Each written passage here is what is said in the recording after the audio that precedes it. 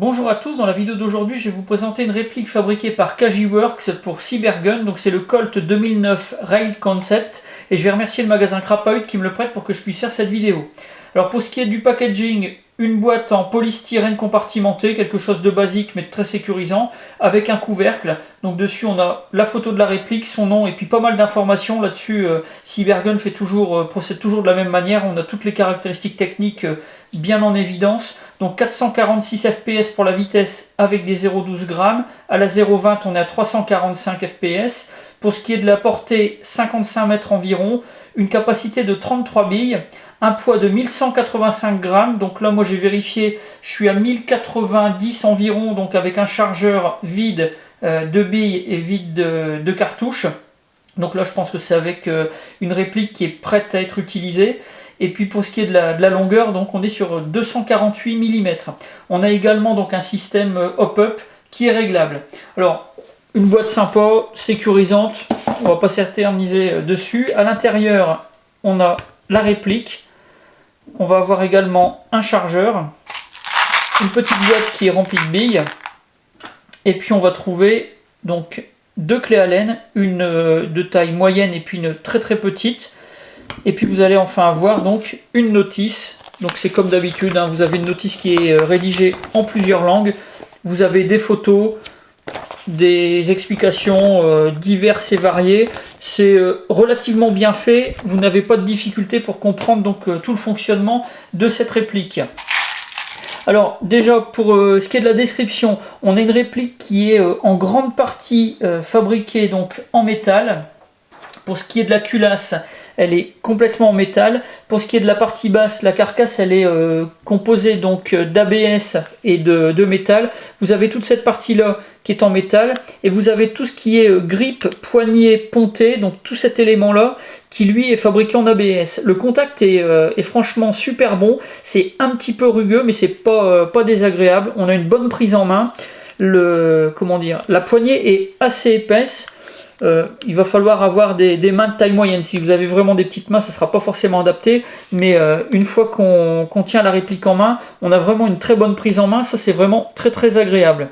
Pour ce qui est du fonctionnement habituel sur une réplique de pistolet automatique, ici, vous avez le bouton pour éjecter le chargeur. Là, vous avez l'arrêtoir de culasse. Alors, l'avantage, c'est que la tige de manipulation de l'arrêtoir de culasse est vraiment très longue. Ce qui fait que quand vous voudrez manipuler l'arrêtoir de culasse, sans déchausser la réplique, vous allez pouvoir rabattre la culasse très très facilement. Pour ce qui est du levier de sûreté ambidextre, donc là, c'est vraiment parfait. Il est assez fin, mais il se manipule très très bien. Il est assez doux. Là-dessus, il n'y a vraiment pas de souci. Pour ce qui est de l'autre côté, pas de bouton ou de choses particulières, si ce n'est ici, dans un petit renfoncement. Donc l'autre partie de l'arrêtoir de culasse, vous allez pouvoir la chasser très facilement au moment de démonter la réplique, que ce soit pour du nettoyage ou pour régler le hop-up. Ça va être facile, même sans outils, ça va vraiment être très très accessible. Alors pour ce qui est des marquages, on a des marquages qui sont relativement fantaisistes, on va dire, donc de très bonne qualité, hein. C'est vraiment pas mal fait, c'est imprimé donc dans la masse, une gravure qui est blanche. Donc Colt 2009 Rail Concept, automatique, calibre 6 mm, donc là on est vraiment sur du fantaisiste. Ici un petit autocollant que vous allez pouvoir retirer très facilement. De l'autre côté, vous avez un numéro de série. Ici, Made in Taiwan, le logo de chez KJ-Works. Donc bon, des marquages qui sont pas réalistes du tout.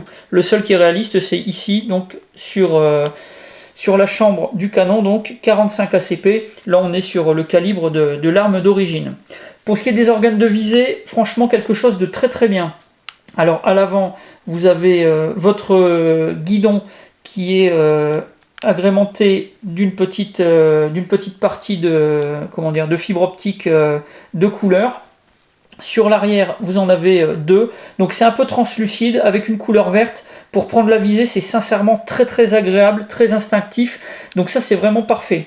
À l'avant, c'est pas réglable. À l'arrière, par contre, là, vous allez pouvoir régler en hausse et en dérive très facilement. Vous avez des vis, hein, donc c'est indiqué sur le côté, et donc vous avez des petites flèches qui vont vous montrer comment passer, comment régler votre mire à droite, à gauche, ou alors la remonter. Là, quelque chose de très bien. Les organes de visée, il y a vraiment quelque chose de très très bien fait là-dessus. Pour ce qui est du grip, comme vous le voyez, on a un grip tout en plastique, comme je le disais, une forme un petit peu spéciale, mais moi je trouve que ça donne vraiment un très très bon look. Et puis pour ce qui est de la prise en main, comme je le disais, quelque chose de bien. Alors pour ce qui est du moulage, comme vous le voyez ici, on a quand même une trace de moulage sur la partie plastique, avec juste le flash, hein. Bon, il faut bien un endroit où l'ABS arrive dans le moule. Là, c'est un petit peu, comment dire, un petit peu disgracieux, mais sans plus. C'est quelque chose que vous pourrez éventuellement rattraper très facilement si vous avez des outils de maquettiste avec une petite lime. Vous pourrez ébarber facilement sans que ça pose trop de problèmes. Pour les manipulations, donc très simple, vous avez le chargeur, capacité 33 billes, donc c'est un chargeur CO2 classique, hein. Ici, vous avez le talon de chargeur avec un petit verrou. Donc quand vous appuyez dessus, ça vous permet de le désenclencher. Donc vous l'enlevez sans avoir besoin d'outils. Et là, vous accédez donc à la vis qui va vous permettre de verrouiller donc une petite bonbonne de gaz. Alors là, deux choix pour ouvrir. Soit la clé qui est fournie, tout simplement. Soit une pièce de monnaie pour pouvoir l'insérer donc dans la forme de la vis. Vous tournez. Vous enlevez le bouchon, vous mettez une bonbonne de gaz, vous refermez, vous réinstallez donc le petit capuchon, le talon de chargeur, et puis après vous êtes prêt à tirer. Alors pour ce qui est d'insérer les billes, donc vous avez la planchette que vous pouvez descendre, vous pouvez charger donc les billes ici, vous avez une ouverture un petit peu plus large, ou alors vous pouvez insérer sur le haut avec un bibi loader, mais bon, le plus simple c'est quand même de passer par en bas. Veillez à ce que les billes se mettent bien en quinconce, c'est pas toujours évident, mais enfin ça vous assure quand même une régularité dans le tir, et ça évite quand même des incidents au moment d'alimenter la chambre en billes. C'est quand même mieux d'avoir un chargeur qui est bien garni. On a également une deuxième clé Allen qui est très très petite. Alors dans la notice on ne vous explique pas du tout à quoi elle peut servir. Tout simplement c'est pour régler ici. Donc si vous avez besoin de changer éventuellement donc, la couleur, l'enlever, ou alors faire un éventuel démontage du guidon, tout simplement avec cette petite clé vous allez pouvoir donc déverrouiller l'organe de visée et pouvoir le chasser. Également la présence d'une petite vis donc sur la détente. Donc ça c'est pareil, c'est pas précisé dans la notice, mais c'est pour faire un réglage donc très précis de la détente, si vous voulez la durcir ou au contraire l'adoucir. Alors ça c'est vraiment à réserver aux techniciens et aux tireurs qui maîtrisent parfaitement cette réplique. Déjà les réglages d'origine de la détente sont vraiment très bons. C'est pas forcément utile de donner plus de sensibilité à la détente telle qu'elle est là en sortie d'usine. Donc c'est une réplique qui est franchement très très belle. Elle est bien finie. C'est homogène sur la peinture. Seul petit défaut sur l'aspect, comme je le disais, la petite trace de moulage, mais c'est vraiment sur on va dire le ponté et puis juste le retour en dessous. Pour le reste, franchement une belle réplique. Alors assez lourde quand même, hein, elle est bien équilibrée quand même, mais elle est assez longue. Donc là-dessus, c'est à voir suivant vos goûts. Vous avez le rail Picatinny donc sur toute la partie avant du canon, enfin de la carcasse. Ça va vous permettre de l'accessoiriser un peu plus. Et puis vraiment lui donner un look bien particulier. Pour ce qui est du tarif, donc au moment du tournage, on est à 190 € environ. Donc ça c'est quelque chose qu'il va falloir vérifier éventuellement par rapport au moment où vous allez regarder la vidéo. Je vous mets le lien du site Crapahutt dans la description, ça vous permettra de mettre à jour cette information. Donc voilà pour la présentation de cette réplique. Si vous avez des questions comme d'habitude, la boîte de réception, la partie commentaires, ou alors directement avec Crapahutt.